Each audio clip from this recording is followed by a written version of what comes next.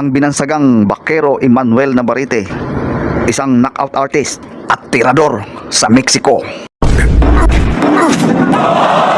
At malupit kung bumira. Oh my God! Ngunit hindi rin matatawaran ang husay niyo magsayo pagdating sa ibabaw ng ring. Kumbaga sa pagkain mga idol, halos kumpleto rin sa Ricardo, kaya magaling, mabilis, mautak din sa labanan pagdating sa ibabaw ng ring mga idol.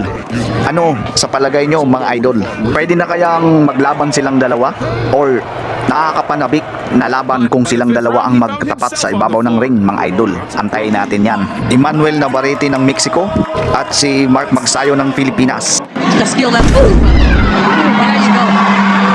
Cover a little bit. You know what side he's gonna go for it. Can I what side I'm in?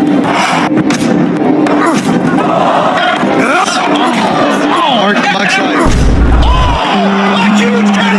Tara mga idol, panoorin natin ang laban ni Suarez ng Pilipinas, kung paano pinabagsak sa canvas ang kanyang kalaban mga idol.